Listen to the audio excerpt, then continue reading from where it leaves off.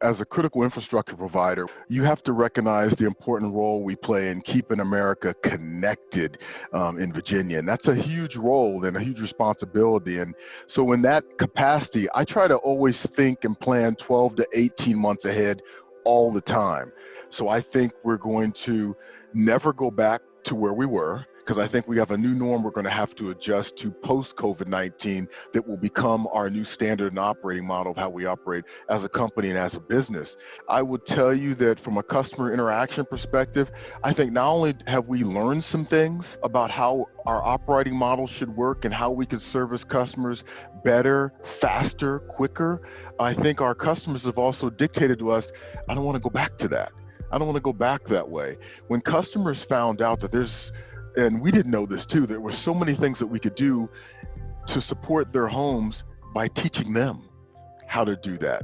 So when I say that let's say 30-40% of our customers would self-install our product.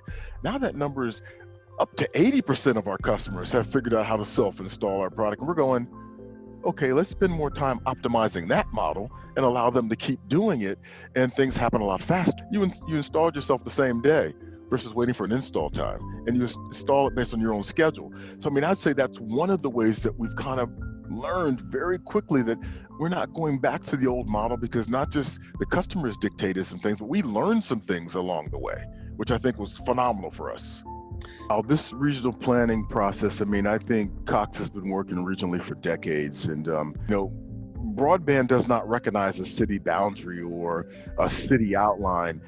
So communication companies like us, we've got to operate regionally and be regionally focused. And I think if we look at us as a region and we can figure out how to focus our efforts into really driving broadband for the region, and there's some things that we can do collectively to make that happen. I mean, there's some efforts out there, and I think that is one of the ways we need to focus, where it allows us to collaborate and spur economic development and growth across the region versus focus on localities. I mean, I think that's huge. And if we see that begin to expand, now we've got a secret sauce. I don't want to offend anybody out there. When I first moved down here, now I've been here, I'm about to approach 6 years. And one of the things I said to everybody is, why are we competing against each other? When I first got here, I said, as someone who operates regionally, I have to work 6 to 10 times as hard to get one decision made, because I've got to get everybody to check the box, because we're not all on the same page, and everybody's got the same goal, but it's only for their city.